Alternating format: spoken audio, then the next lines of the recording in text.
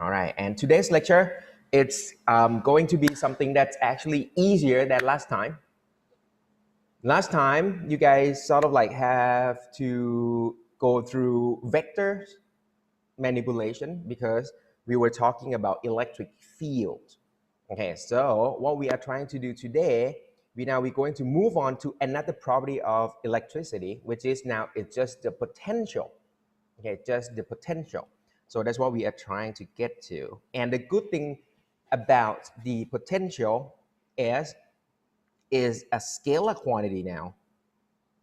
Okay, so that means you don't need to worry about doing that vector summation anymore. So that will be a nice thing. Okay, that's what we are trying to get to. So I'm going to introduce to you the electric potential, and another word that actually comes sort of like hand in hand is electric potential energy. And that's so weird, right? These two words are just almost the same.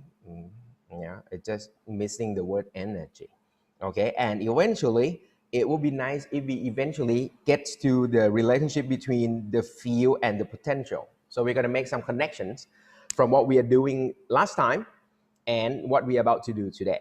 Okay, so if we can get these two done and sort of like understand the characteristic of these two quantities, then I think that's we accomplished what we are trying to do today. Okay, good thing about this lecture is from the experience, even though today you don't understand anything at all, if you don't get any sort of like underlying principle of definition or whatever connections between field and potential energy on, you still will be able to do the exam paper no matter what. That's the good news. Because the process of calculations, the electric potential or potential energy is going to be very, very straightforward. Right? It's like a recipe. You just like, okay, even though you don't know what will be the outcome of it, but if you follow the recipe step by step with the right ingredients and everything, eventually you're going to get a dish that you can eat. That's sort of my analogy here. Okay, same thing with the connections between the field and the potential. So I will have like a mathematical sort of like a formula or some sort of like a fixed connection between, hey, if you get a potential, do this, and then eventually you're going to get the field and you're done. Okay, so actually if I run everything backward today, I mean, like, hey guys, don't listen to my explanation, just get down to the problems first and I'll show you how it's done, and then I'll come back and explain the principle behind it. It still works, I guess. All right, but it seems like that's kind of like not the right order. Okay, so let's go through things in order, and then if it sort of like feels a little bit too difficult or sort of like still cloudy or anything, just wait for it. And then we're gonna take a look at the exercises, some examples, and then if you do it a couple times, then you will be able to just sort of go back and then try to understand the material a little bit better. So it's sort of like it's going to be like a feedback mechanism a little bit. Okay, so it's, you're doing things in a couple loops, and then you'll be clear about the how things works here. Okay, so all right, so good things is today the number of slides is going to be quite small, so we can get this thing done quite easily. And I might have to once again talk a little bit too much for the first half of the lecture, but for the whole thing is you have already done this before. That's the good news. Believe it or not, that actually you are, of course, I mean, when I say potential energy, you have done it. And the expression that you're probably familiar with is mgh. Is that right? Yeah, that's the potential energy, mgh. Okay, let me put subscript G for the gravitational potential. So just to distinguish between what you had before in the gravity and what you're about to have today, which is electric. Okay. However, you have learned about the potential energy before. Okay. And if you sort of like remember vaguely, this one came from the gravitational attractive force, right? So that means you actually knew that this force comes from, right? If you still remember the formula, it looks something like this, right? There is some sort of like the gravitational stuff that's pulling between two masses together. Okay, so that's what we have been sort of like doing so far. Okay, that's what we're trying to do. So what is happening right here is we about to do the same thing.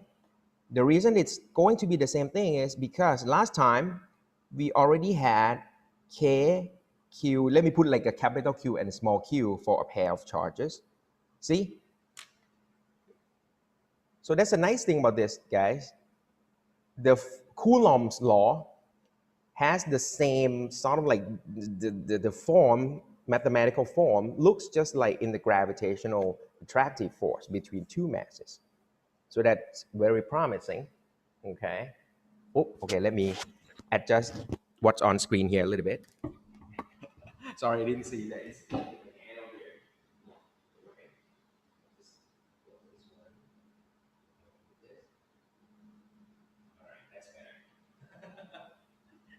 Okay. All right, very good. So that means what you have already done before in the past, you will be able to do it again. That's why I said you have already done this before. Okay. However, the confusion is this. Maybe last time that you did the gravitational field, you might not, sort of like, you haven't done something like the principle or some like maybe some calculations or doing something behind the scene.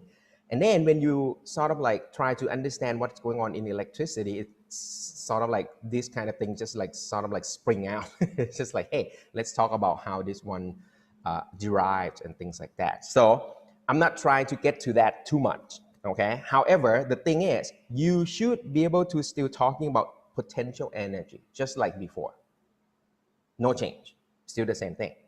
But now it's going to be the potential that's due to the electric force instead of gravitational force.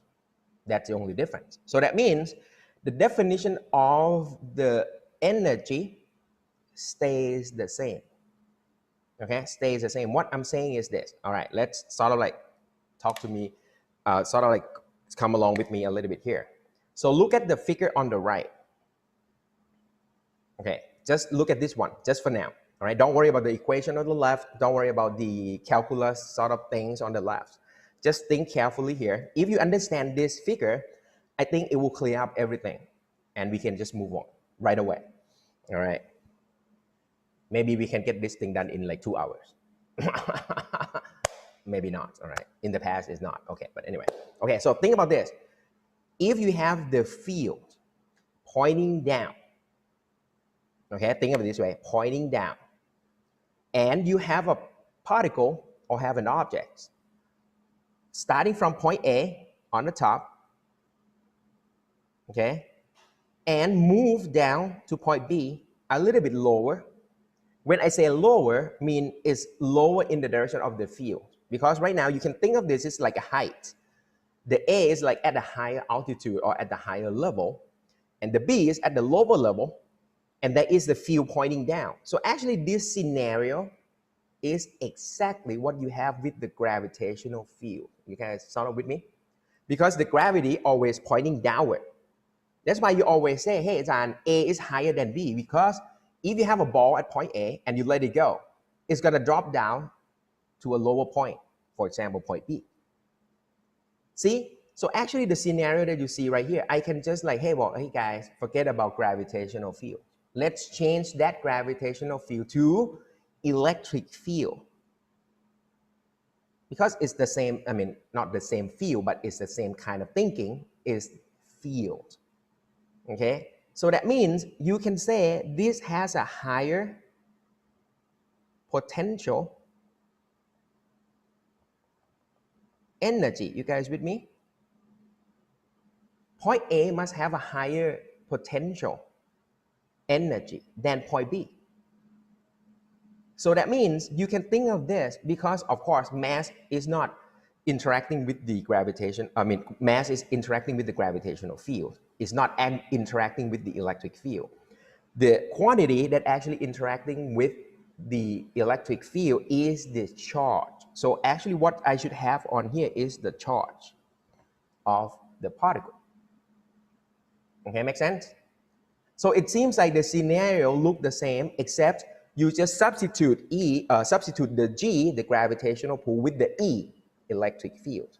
You substitute the mass with the charge Q, and the rest seems to go in the same direction. What I'm saying is, if you said that at point A, the gravity at point A is mg. Okay, if I say, hey, the height over here, this is, you call it the zero height.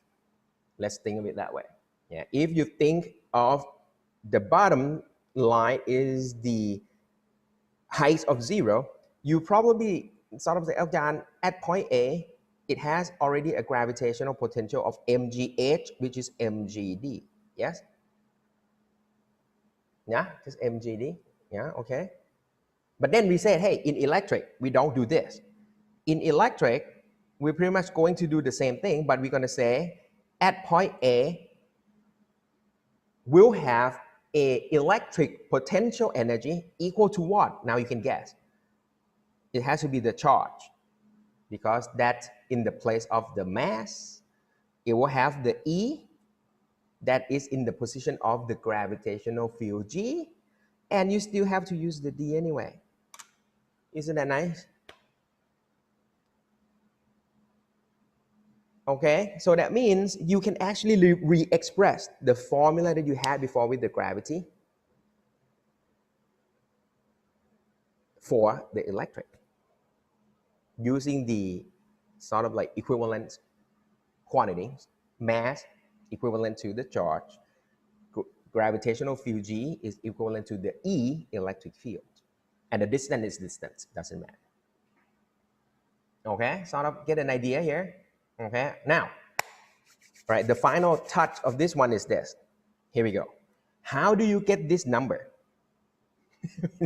This number means like, no matter if you talk about the field of gravity or the field of the electric, how can you get to this QED? If you understand this a bit, then I think that is done. Okay, so what I'm going to show you is this. Originally, for me to get to this expression, what I'm doing is I have to somehow apply some work and energy theorem to explain the potential energy. Okay, so this is a portion that you might get confused a bit, but just follow my logic a little bit here. So what I'm trying to do is this. Let's say I'm starting at point B. Okay, I have a charge sitting at point B. Okay, now I'm pulling it up with some force. I'm pulling it up with some force. And the purpose of this one is I just want to bring the charge at point B up to point A. Okay. I would like to take the charge from point B to point A. So that means I'm going to have to drag this charge up here by the distance of, let me put like the same D over here, but let's put it as a vector. Okay, with me? All right, so I am doing the work. And you guys still remember, the work is just the force multiplied by the displacement in the direction of force. So that means I can calculate the work done by me is going to be F dot that vector D. Yes? Looks good? Okay. And because when I want to drag it up, actually I can drag it whatever I like. But the best and easiest way that I can monitor how much force I have to apply to this one is I'm going to drag it in like equilibrium condition. That means I'm just going to drag it just enough to compete with the electric force. Okay, that's what we did last time. Every time you have the charge inside the field, that charge will experience the force Q times E. So that's a QE. So that means that is the same amount of force that I'm going to have to apply.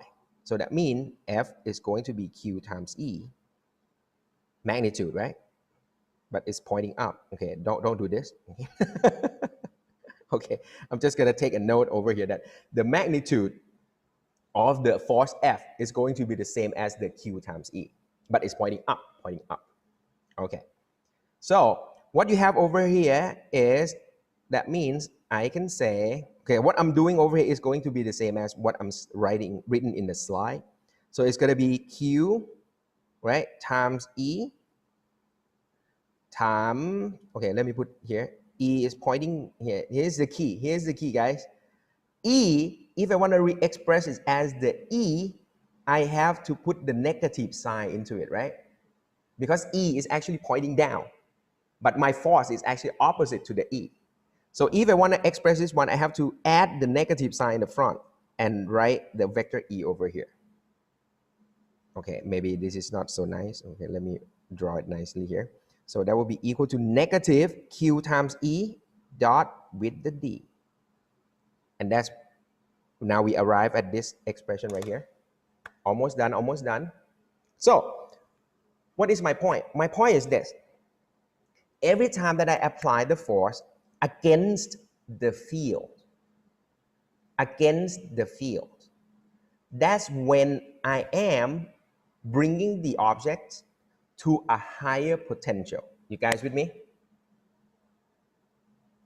Here, one more time. So look at my object right here. If my hands is the 0 height, okay, that's the level, okay, and if I bring this mouse up, so you guys know I'm bringing the mouse to a higher height, okay, the height is higher, so of course the potential energy is higher, of course, but I have to take this mouse upward, which means against the field. So that means every time that I apply the force against the field, I am trying to bring the object to a higher potential.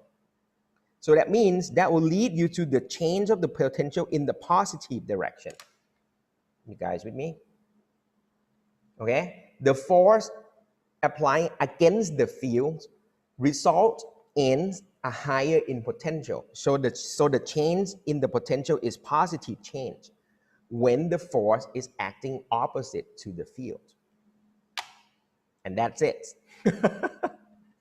This is the most confusing part that I think it's in this lecture right here. All right, if you kind of get this idea like, okay, Ajahn, whenever I'm going against the field, I'm going to a higher potential energy. That makes sense because we have been doing this all along. All right, the floor is lower in gravitational potential than the ceiling. Okay, if I want to go up to the ceiling, I have to go against the field. Okay, so every time that I'm going against the field, I am going in the direction of higher electric potential energy. Okay, make sense? All right, so that means I can draw the conclusion is, if I want, every time that I want to calculate the potential difference, potential energy difference, the change in the potential energy, what I'm doing is I'm just taking the charge, multiply by the field, do the dot with the displacement, and then just add the negative sign to it, just to indicate that I have to go against the field for a positive change in the potential energy. That's it. Woo. All right, พอไหวไหมท่า? Okay, is it good? All right, not bad. All right, so the only mystery in this expression is that negative sign. I don't know you guys feel the same thing or not, but if you see this expression and just like sort of like, okay, I just want to take this formula and sort of like grab it and go, then that is fine. But every time when you look at this one, you're probably wondering like, why do we need that negative sign? So what I was explaining was just to show you that it's the convention. When I say convention, mean the physicists back in like 200 years ago, 300 years ago, they decided that higher mean higher potential energy and lower mean lower potential energy. And because of this, it's go against the direction of the field. Okay, so it's a convention saying that the field points from high to low. Okay, so that's why the concept of the field still work, no matter you're talking about the gravity or you're talking about the electric. Same idea. Okay, that's why the negative sign is for. Okay, so if you sort of get this one, I think this is good. Okay, so now The additional stuff, okay. Any questions here? Okay. Additional stuff that we want to add on top, and this is a stuff that you didn't have back in the day of gravity, is we are about to introduce another word, potential. So what you had used before was the potential energy. There is the word energy in it. So that's why it's the potential energy that you are actually using. Okay, is the potential energy. However, what we are about to introduce to you is no more the word energy. Just keep the potential, which is kind of weird. All right, but that's what we had. So what we are doing next is, what does it mean by just the pure potential? That's what it is. All right, I think the screen is frozen a bit. Okay, let's wait for the update. All right, just wait a bit here. Okay, here we go. I think there is some lag here because my tablet and the PC is not on the same network anymore, so it has to go through somewhere. 4G. Okay, so now what we are doing, so everyone on Zoom is fine, guys? Okay, you guys just let me know if there is anything sound like not going well. Okay, all right. So the potential, different from potential energy by you use the fact that when you talk about electric, okay, you don't have an object anymore. That's my take on this. So when you were talking about the gravity, you have a mass, for example, mass m, okay? For example, I'm talking about the mouse. The mouse has the mass, yeah, mass m. So you can bring this mouse up, you can bring this mouse down, you can take this, you can calculate the velocity, acceleration, on and on. The mouse is the mouse with the mass m, so it's sort of like stick with you all the time. But now, let's change this into the context of electricity. You think about, if you want to talk about electricity that run in your house, you're never going to track electrons. Right? You're like, I don't care. Just give me any electrons. I will get the electricity no matter what. Okay? And you're never going to follow that lump of of the electrons and just like, hey, travel along in the electrical wire with it. No, you don't care. Okay? So there is no more the sense of having like one particular piece of mass, one particular piece of object that you have to follow its sort of dynamics or characteristic anymore. Okay, so the best way to avoid talking about some object in particular, we're going to define the potential energy per unit charge. Does that make sense? Okay, per unit charge. Okay, so let's take the idea and then just try to think of this in this way. So when I say you already know how to calculate the potential energy, right? Potential energy. So when you talk about what is the potential energy at A and what is the potential energy at B, okay, you will say you will be able to calculate the potential energy difference. So what I can say is, I can say the difference in potential energy is, okay, you can take the potential energy at B, subtract the potential energy at A. So that's no big deal, that is fine. But every time you talk about this, you have to know what is this ball of charge that you are talking about all the time. But as I said, you might not be able to follow this. It just disappear, or it just like, you know, move in the electrical wire and disappear. You don't know where it goes. So let's do this by say, hey, I don't care. I just do per unit charge. Okay. When I say per unit charge or per coulomb, means you can take any charge. As long as you have 1 coulomb, I will get this much of the change in the potential energy.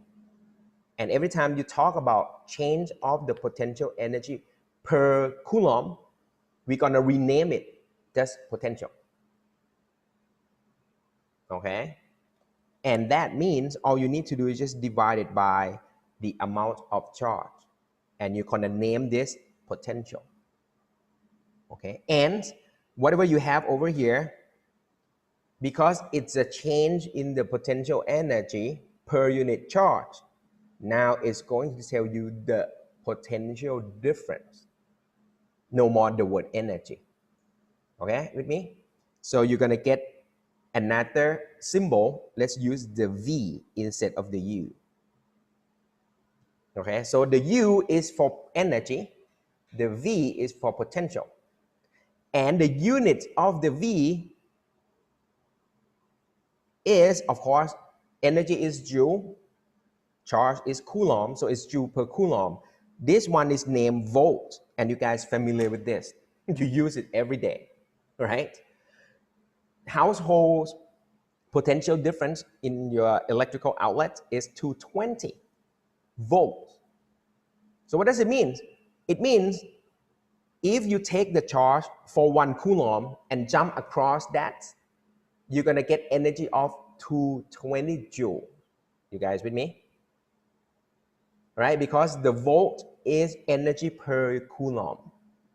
And then if you take 10 coulomb to jump across your electrical outlet, then that means the energy used is gonna be 2200. That's the good thing about having the potential is now you can talk about this for any amount of charge that you want. And all you need to do, just multiply the charge with the potential difference, you get the energy back. Sounds nice? Okay, so for example, if you're doing like the smartphone charger, it's like, let's say 5 volts, 12 volts. So now you know that's how much energy you're gonna get or you're gonna have to spend every coulomb of charge that going across those outlets. And that's it.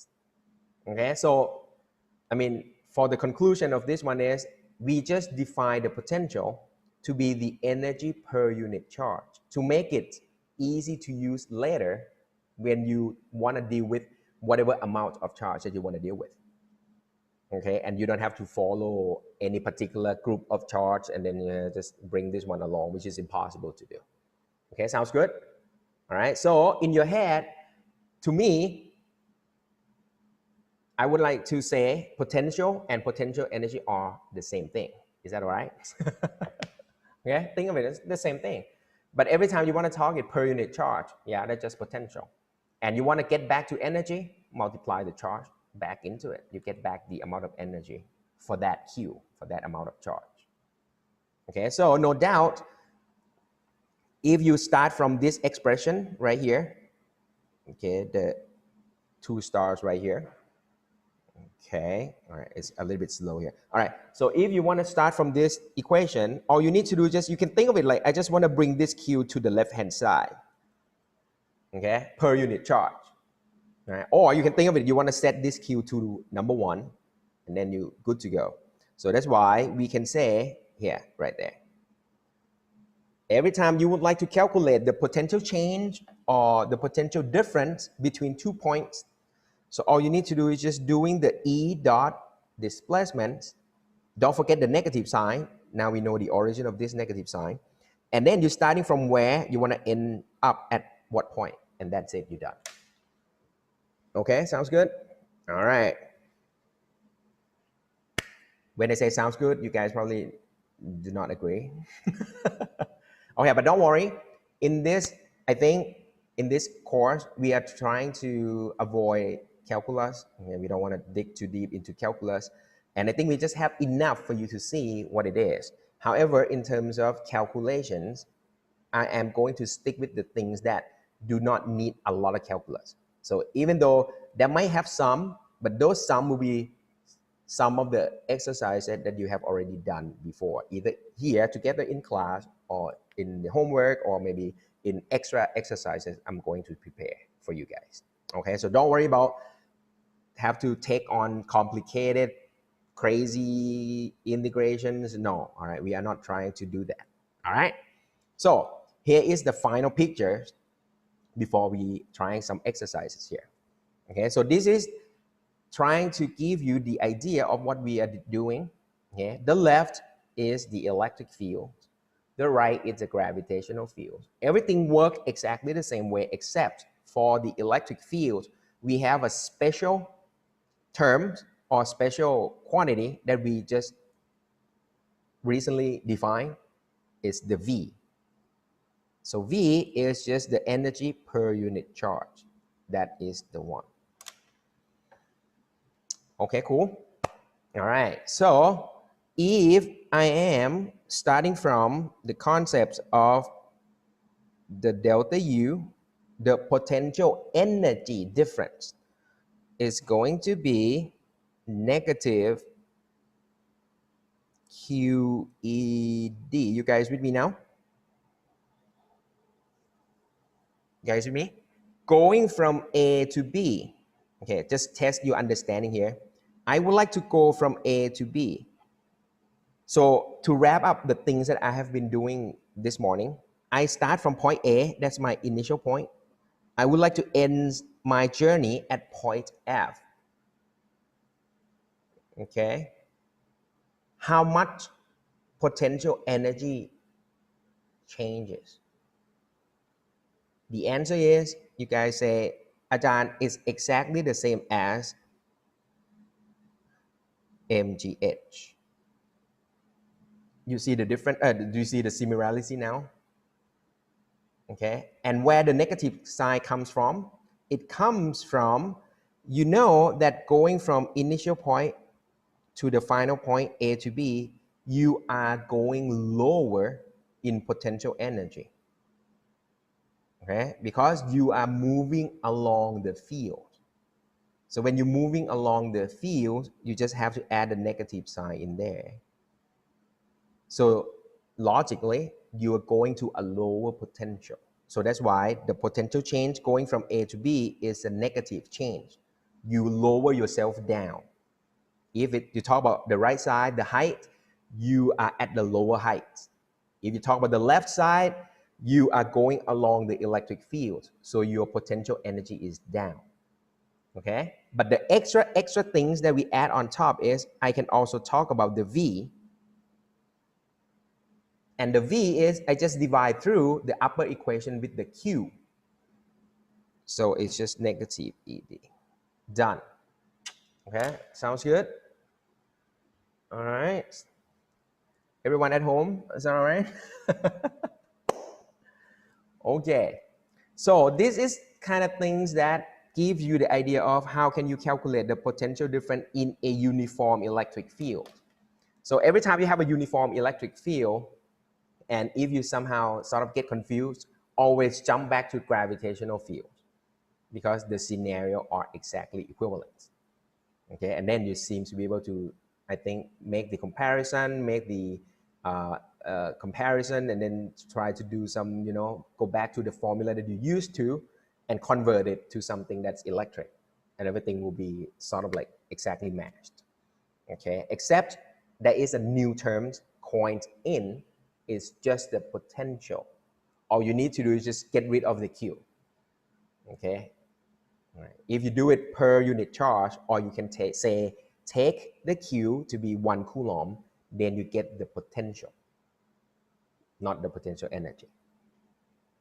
Okay, so that's the thing. Now you know how to calculate the potential difference in a uniform field. Now, let's answer these questions. Almost done, almost done.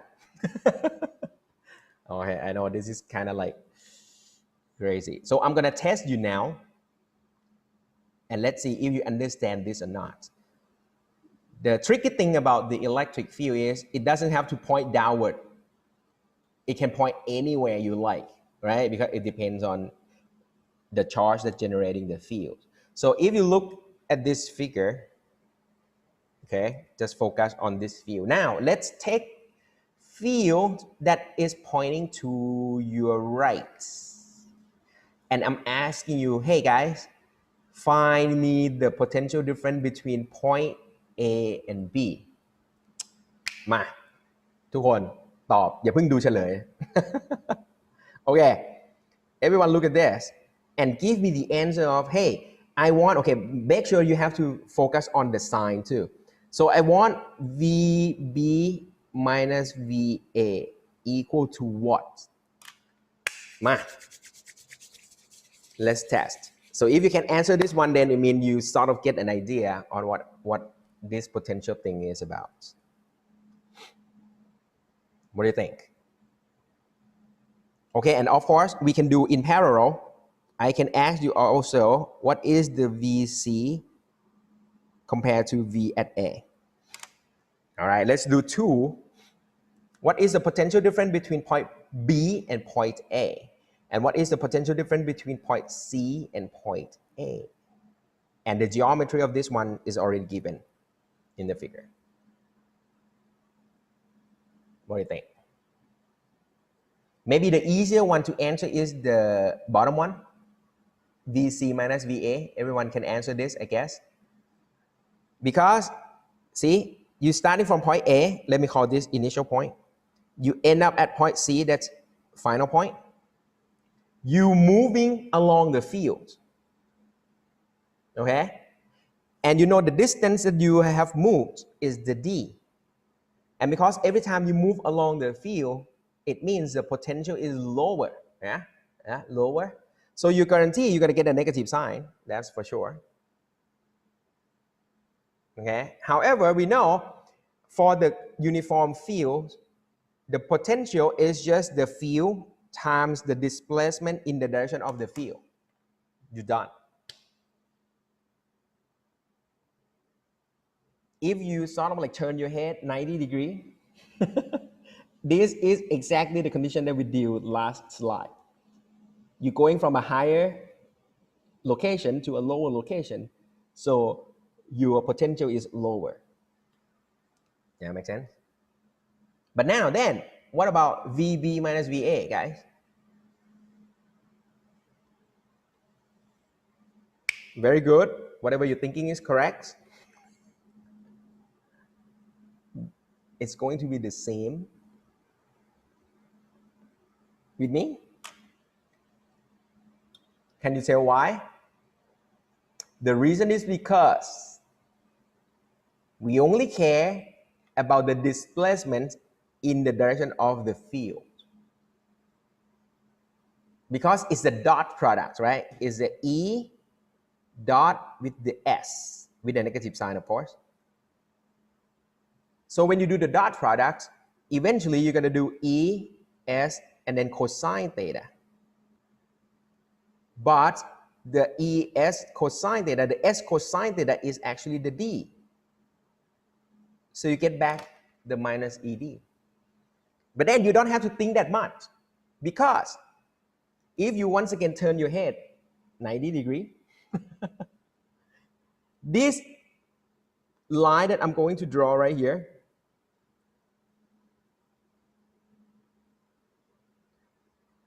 along the blue dashed line, that is the same height, right? If you turn your head 90 degrees. You guys with me? Or I mean, turn your head back. If you look at this room right here, if you talk about gravity, the gravity pointing down, at this level, you say it's the same height. It doesn't have to be exactly vertical.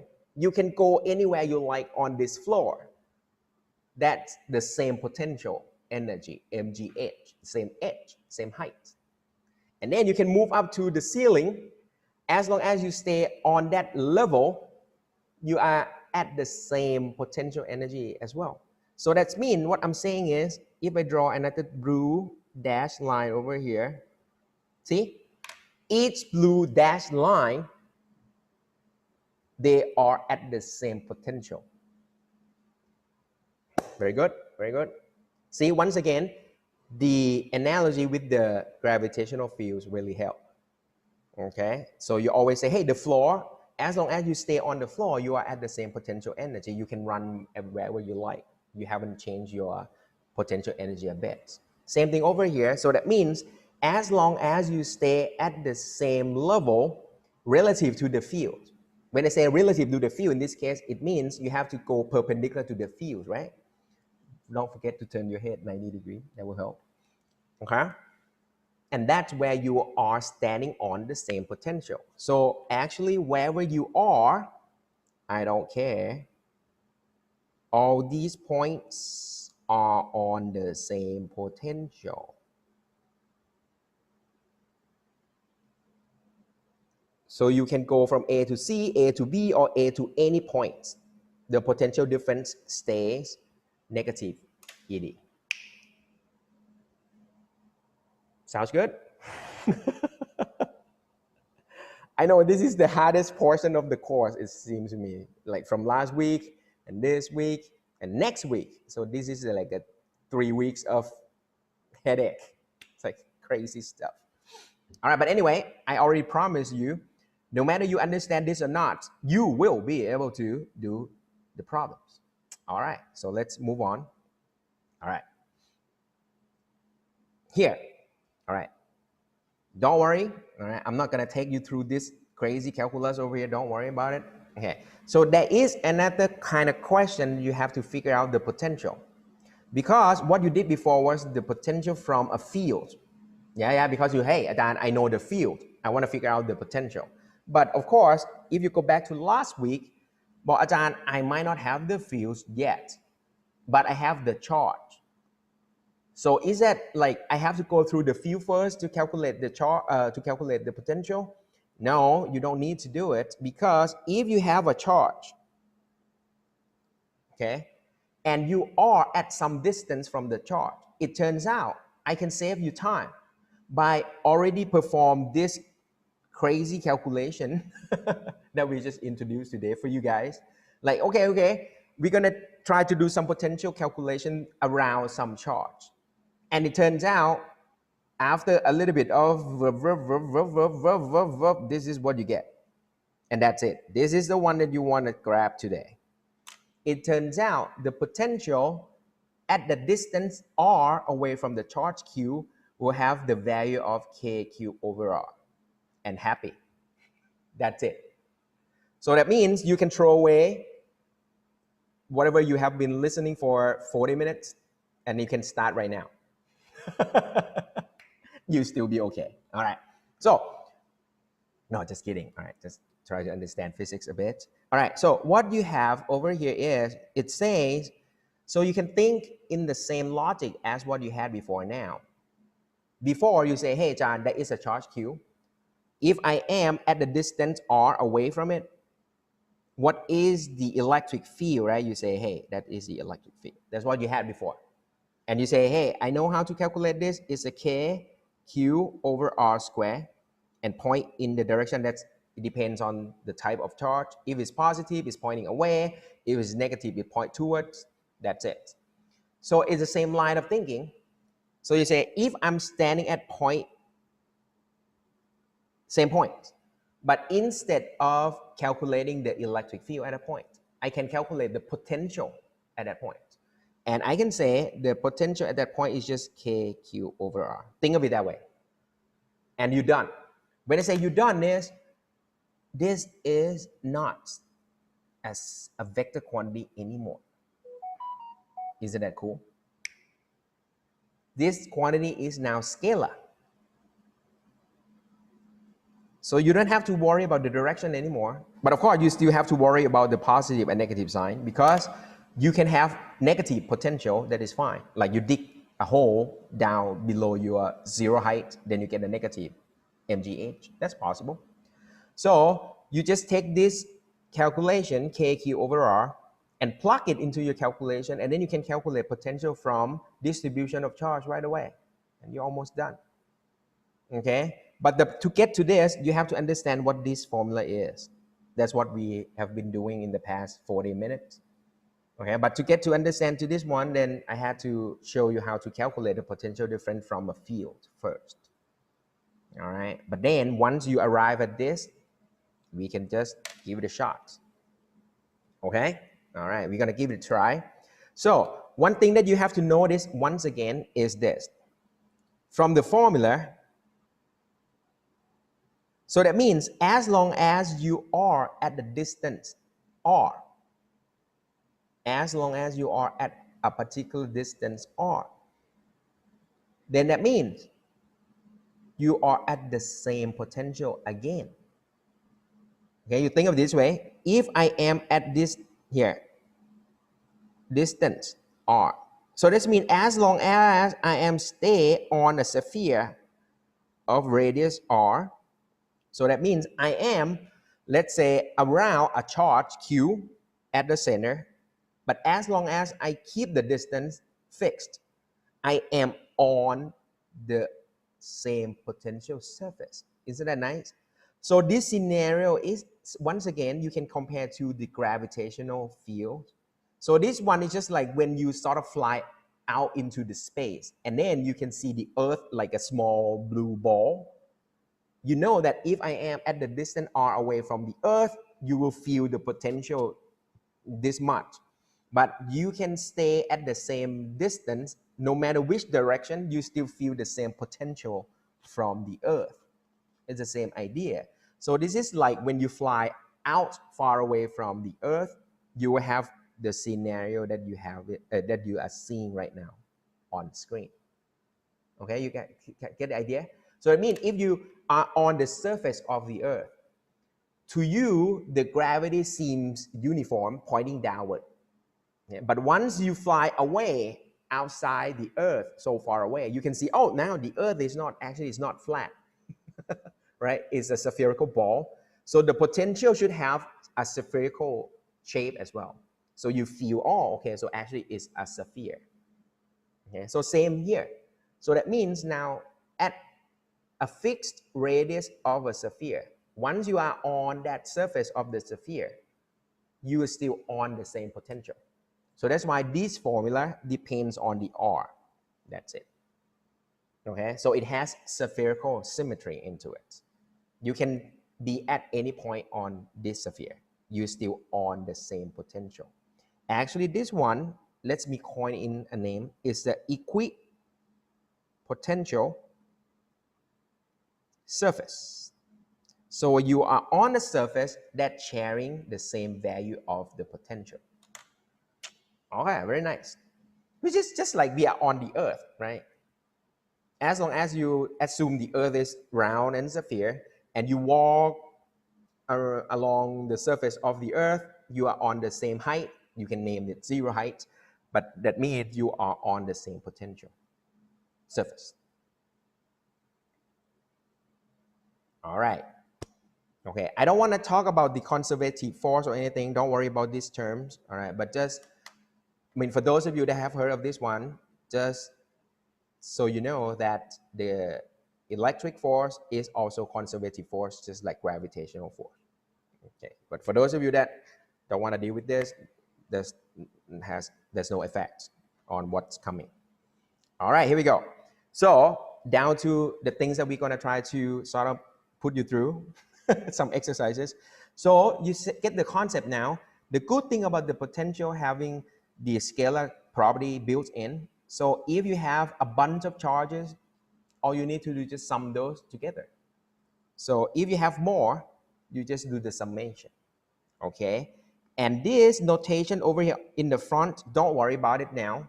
So I'm going to sort of review it slowly and slowly until next week. You will see that the K that you have been using in all of the formulas before this one has another face, has another representation. You can re-express the K as 1 over 4 pi, another constant. But let's talk about this later. Okay, but for now, K and this bunch of 1 over 4 pi epsilon naught other stuff, they are the same number. Okay, very good. All right, and instead of having charges distributed discretely, you can have like a continuous charge, and then you have to do some calculus. And of course, I know you guys don't want to deal with this. Okay, so let's go step by step. All right, let's give it a shot. Okay, you guys can see this example. I think this, you can come back and try this one. I tried it a couple of times before, and it doesn't seem to work so well because it seems like it confuses you guys more. So I think you can come back and answer this one later when you have sort of like a better grip on your potential calculations. All right, so this is like a qualitative calculations, but sometimes it seems like it's better to do quantitative first, and then you can go back and answer qualitative questions a little bit more easily. Okay, let's try this one. All right, and I hope this will showcase what we have been trying to get to. And as I said, even though you don't still unclear about what is being done or what we are trying to do to get to the formula, but for this example, you can think of it like we're going to apply the formula to this, okay, and see how it goes and see how easily it is to apply that. In the figure, 8 particles form a square, okay, with the distance d between adjacent particles. Okay, all right, very nice. What is the electric potential at point P, which is at the center of the square? If the electric potential is 0 at infinity, you're gonna see this sentence quite a lot, right? Assume that the potential is 0 at infinity. That's just guarantee that you are allowed to use this expression. Because if you look at this expression, V going to 0 as R going to infinity. Everyone agree with this, right? So the reason that I still have to sort of like put this sentence here all the time, because don't forget that is the potential. Every time you talk about the potential or potential energy, you have freedom to pick any reference height, right? Remember that, right? So that means it must be the same thing here, that somebody might want to call somewhere else to be 0. So just to be able to use this expression without any worrying, like, hey, where is my 0? Where is my reference point? Let's take the infinity to be my 0 and be done with. Okay, so don't worry about this sentence too much about let's assume that the 0 is the potential is 0 at infinity. That just mean you allow to use this expression right away. Okay, cool. Okay, let's give it a shot. What is the electric potential at point P? So the idea is this. All you need to do is just calculate the potential from each individual charge and just go on to the next. Okay, let me start from this. I'm gonna name this. Let me go like 1, 2, charge number 3, charge number 4, number 5, number 6, number 7, number 8. All right, so this is like a big problem here. You have 8 particles that you have to deal with. All right, so let me name these 8 charges, okay, using number. So what I'm going to do is, of course, the net potential at point P. The logic is simple. It's just going to be potential from number 1, potential from the charge number 2, all the way to the charge number 8. You guys with me? And all you need to do is just sum them up. Nice. So let's start from the charge number 1. The charge number 1 is right here. Let me highlight orange here. And all you need to do is just, hey, how far away from point P that you want to calculate the potential. Okay. So that's not bad. Is the K, the charge minus 4Q over the distance, because this is the D, this is also D, this must be D root 2 D, yeah, from Pythagorean theorem. So actually I can just divide it by root 2D, and that's it for the V number 1. That is the potential due to the charge at the position number 1, or the charge number 1. Isn't that cool? All right, let's move on. I'm going to move on to number 2. Let me highlight green here. Okay, all I need to do is just, hey, how far away from that charge to the point of interest? You would like to calculate the potential at point P, so you go K, the charge is negative 2Q over the distance. Now the distance is only D, and that's it, you're done for the charge number 2. Let me move on to charge number 3. Once again, the distance is root 2D, so you say it's going to be K, charge plus Q over root 2D, and that's it. And now you start to see that, oh, Ajahn, all I need to do is just move along this, okay, sort of like, yeah, go through this one and then just collect them all we need to do is just trying to collect all of the potential from all of those charges. So let's move on. Charge number 4, it's going to be K minus 5Q over D. Okay. It seems like the screen is lagging to you guys. Yeah. Yeah. It's lagging to me. I already like done writing, but I mean, it's just up there. All right. It's kind of weird effect. Okay. Keep going. Charge number 5. I think everyone seems to okay with this. So it's going to be K plus 4Q over root 2D. Very good. Keep going. Charge number 6. K minus 2Q over D. Keep going. Number 7. K minus Q over root 2D. And last one, number 8. K plus 5Q over D. And that's it. All you need to do to finalize this one is just sum them up. But look carefully, There are some terms that can be canceled. Like this 2 is already opposite. Very nice. These 2 also opposite. Very good. These 2 also opposite. Yeah, see that? So you are actually left with just that negative 2Q, 2 of them. So the final result will be negative 2KQ over D, negative 2KQ over D, and that's it. So it's going to be negative 4KQ over D, and you're done. All right, so that's sort of showcase how simple it is to apply this potential calculation. When I say simple, because first of all, you don't need to worry about the direction anymore. As you can see, it's just an algebraic sum, okay? And the second of all is you just do it one by one at a time. Yeah, you just, hey, how many charges that you have to take care of? And then you go through all those charges one by one, okay? Look at the charge, look at how far away from the point that you want to calculate, and let's just do KQ overall. Sum them up, and you're done. See? You guys probably thinking, hey, Jan, why don't you just jump right into this formula and then save 40 minutes? Oh, just kidding. All right. Okay, cool. So I hope you see my point. Okay, by showing you this, even though it looks complicated at first, but once you try it, it's not bad.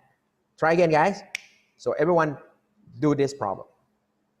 So think of this like a practice for the final exam, because the final exam should have this kind of questions because there's nothing else to do. Okay, of course, there's something else a little bit more, but fundamentally, this is what you need to calculate first. Okay, you guys try this. The figure shows now a rectangular array of charged particle fixed in place. With distance, everything given, a, blah, blah, blah. And charges, everything is shown on there very nicely. With v equal to 0 at infinity, which is always the case for us, what is the net electric potential at the rectangle center? Once again, it's almost the same problems as before. So let's sort of draw that. Oh, this is not so good. Okay, just draw that.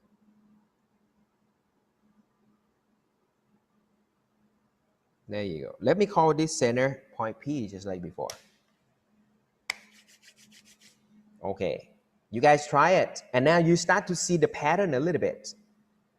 Okay, you might want to follow what we did in the previous exercise, but you probably also noticed something. I think some of you might have already seen that.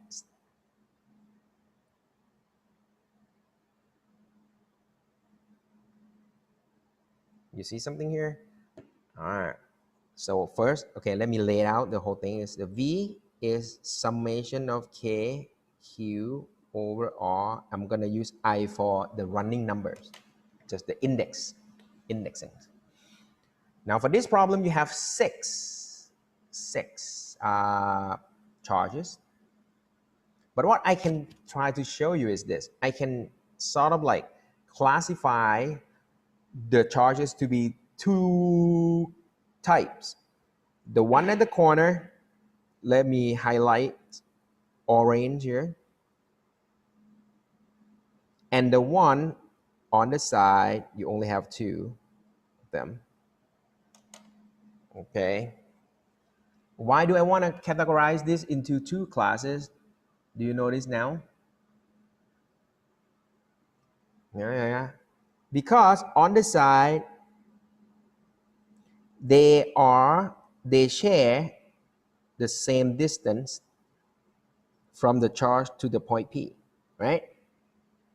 Let me call this distance D, even though you know how to apply Pythagorean theorem to get to the D for sure. But by just take a look at this one, Ajahn, I'm gonna have to do KQ over R on these four corners plus two greens, right? So it will be four oranges and two greens. But look at the orange, guys. Can you see that?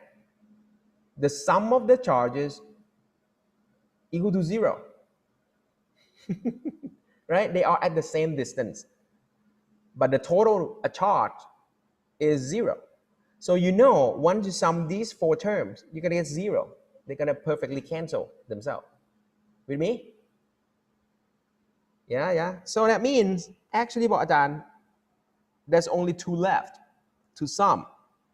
Is the upper green and the lower green. It's gonna be K 4Q2 over half the A plus K 4Q2 positive over half the A. You guys with me? Oh, that's not D, A.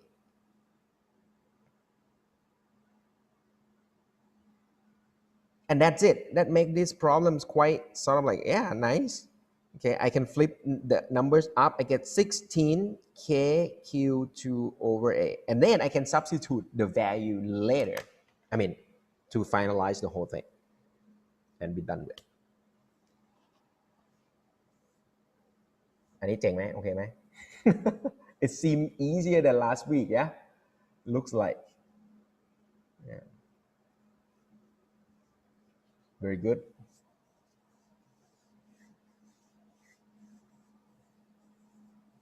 Alrighty. Okay, any questions so far, guys? Looks okay. Very doable. Why is P Okay, if it's doable, equal? try again. I have a couple of exercises so you sort of like, you know, guarantee that you know how to do this for sure. But this one is good, yeah? All right, next. Okay, you guys have done this before. If you remember, yeah. You did this with the electric field. Sort of, I mean, maybe not exactly the same, I don't remember. But now we turn our attention to the potential. And now we don't have the, you know, horizontal, vertical, doesn't matter. You can have some whatever crazy arrangement of the charges, but the concept stays the same. Okay, everyone try this. What is the net electric potential at point P? All the distances, all the configuration are already given in the figure. Try. Go ahead. Okay, oh, why, there's a question.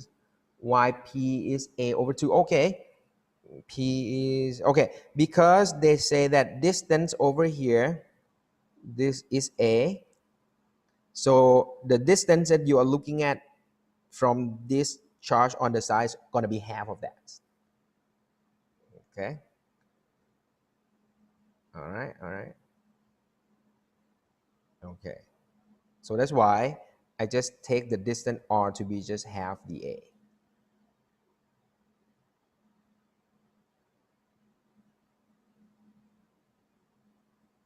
Okay, cool. All right.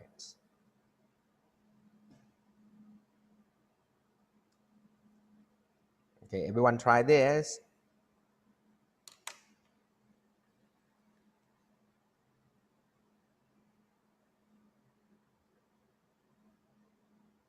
Concept stays the same. Okay, let me give you a starting point. V is just the sum of the K, all the Q over R. I use a subscript to just like give some indices. And you can index whatever you like. You can call this number 1, number 2, number 3, number 4 if you want. So if you have that, it's going to be V1, V sub 2, V sub 3, V sub 4. There are 4 potential that you have to calculate.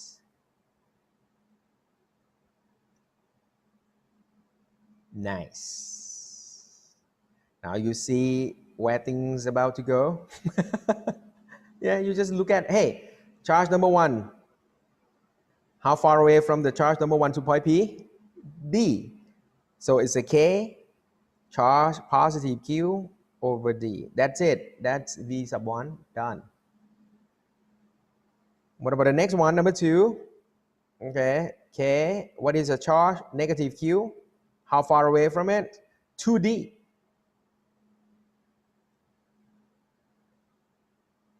Yeah, that's very good. Move on, charge number 3, K. What is the charge? Negative Q. How far away? D. That's the Q sub 3. And number 4 is a K. What is the charge? Plus Q. How far away? That's D. And that's it. Just sum them up somehow. Okay, let me, at least the last 2 terms can be canceled. They are exactly equal. Perfect. So that's it. So the final answer is KQ over 2D. And then you can plug in the numbers and evaluate the value. Ngayไหม? And don't forget about the sign, it's automatic. At the end, you end up with the positive charge. Positive potential. That means that's positive. That's okay. Maybe sometimes in some problems, you might end up with a negative number. So that's okay. That's a negative potential. Doesn't matter. Or sometimes even 0, just like you saw in the previous 2 exercises. That's okay. Potential can be 0, positive, or negative. So don't forget to take the sign of the charge into the formula. Okay? Positive charge generate positive potential. Negative charge generate negative potential. Makes sense. Cool.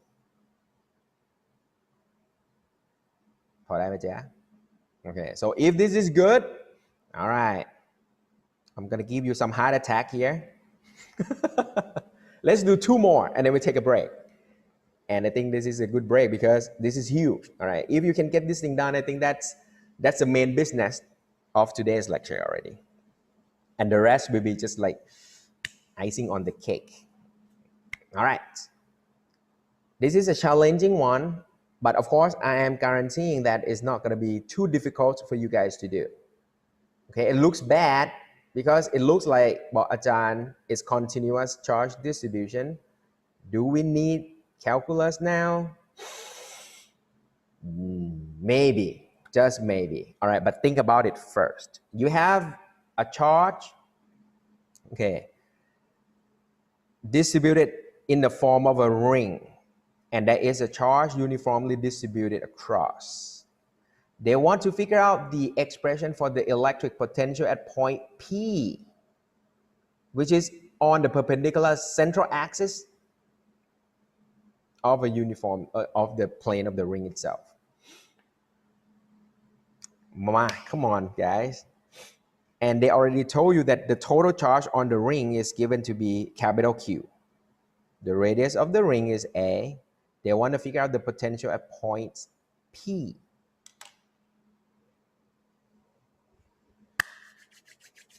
All right, I think I'm going to have to show you first, right? Or if you can answer right away, that would be cool. Can you tell how much or what is going to be the potential at point P? Think carefully. Think carefully. It's not going to be too bad, actually. I'm not going to give you like super difficult calculus-based problem. Okay, if you want to think in the calculus way, this is what needs to be done. So what I have to do is I have to consider a tiny piece of charge first. That means think of it like, hey, I'm going to slice this ring into a super, super thin piece, just a bit. And of course, within that tiny piece, it's going to contain the amount of charge. Let me call it a tiny charge dq. When you have the d in the front, mean the amount of charge is super, super, super, super, super small, approaching zero. Okay?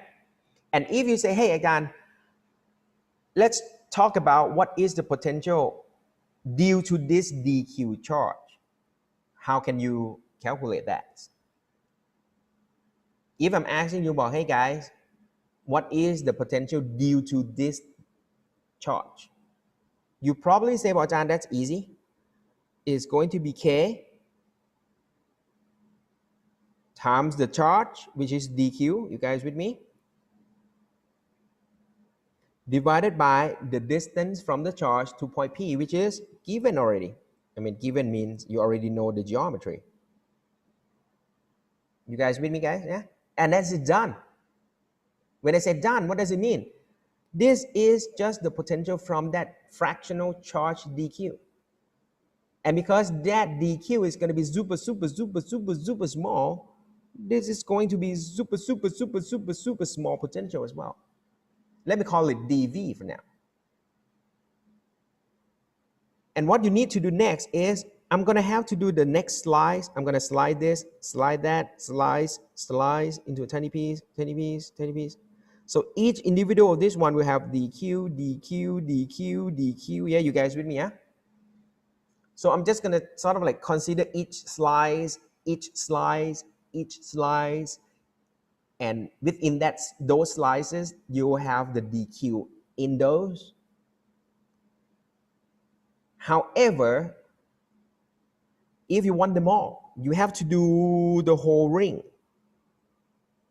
So that means you have to sum them up. But because the summation is so infinitely many, so you have to turn that summation into integral. That's the concept. Okay? Once you sum all those slices around the ring, that is your net potential at point P. You guys with me? So this is the setup for your calculation. However, I'm not going to torture you any further. Do you see something here? Let me ask you this. Do you see something here? Can you integrate this one out? Some of you like, Ajahn, it's square root something. Do you need like trigonometry substitution? And for those of you that are still taking calculus at this trimester, it's like, Ajahn, I don't think I haven't seen that yet. All right. No, don't worry. Can you see constants from this expression? K is constant for sure. Let me pull it out. What else? Well, Ajahn, X actually is also constant. It doesn't move. Even though you name it X, sounds like a variable, but it's not a variable. It's just a fixed number, X. A is also fixed. So actually, the square root thing is just a fixed number. Nice. See? There's no integration needed because all of those crazy stuff has already been out. You're already left with just the sum of all charges from those slices. And what are these? That is just the total amount of charge on the ring. You guys with me? So actually this one is non-calculus, guys. When I say non-calculus is, if you look closely, the idea of attacking these problems is the same thing as the one that I tried to sort of, get you some idea here. You remember these problems? You say, Ajahn, the charges at the four corners are at the same distance. And when you notice that the sum of those charges go to zero, you don't need to calculate it at all. Okay? So by doing this, the trick that I tried is not the trick, actually. The analysis that I try to add on top is because all these four charges are at the same distance. So you can pull the common factor of the distance out. Same idea over here. Because you have a ring, and because all those charges on the ring, no matter where it is on the ring, it must be at the same distance from the ring to point P. So the distance can be pulled out, it's common factor. So all you need to do is just sum all of those charges and you're done. So that's it. Bam. Isn't that cool? All right. I wouldn't use the word cool, of course, but it's understandable. Okay. If this is good, one more.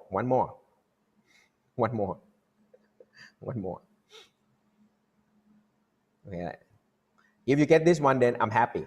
All right. Be pretty much like accomplished almost like 80% of what we are doing today.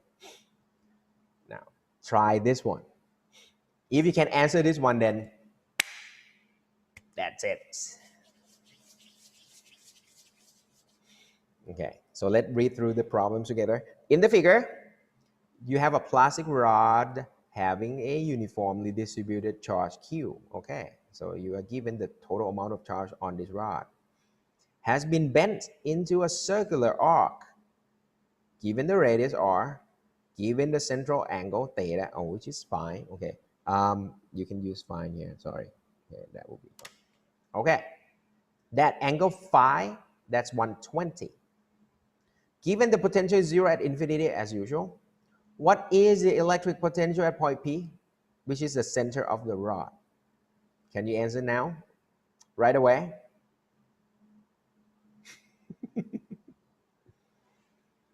Can you? So this problem will go crazy if we try to do it with the electric field. But this is the one that we skipped. We don't want to do it anymore. So like, okay, we don't gonna do calculus on the electric field. But do we need calculus here? The answer is no. Because once again, you should be able to notice now, Ajahn, these charges on the rod are at the same distance from the point that you want to calculate. Again, with me? Yes. Okay, just to make it a little bit cool, I would say the potential at P can be found from sum, but I'm going to write it as an integral. All of those charges, I can do some slicing, and then I slice it into a tiny piece of charge dq times the k divided by the distance. K dq overall, sum them all. I'm going to sum from the upper slice down to the bottom slice here. Okay, start from here all the way down here. However, no matter where you are on the rod, the distance from the charge on the rod to the point P stays fixed at R. So once again, the R is also a constant that I can pull out from the integral. And that's it. This whole thing is just Q. Or you don't even have to write it as an integral expression whatsoever. You just say about Ajahn, I have the charge, total charge of big Q, capital Q, but these charges are at the distance R away from point P. So the net potential at point P is going to be K, the total charge divided by distance, and then you're done.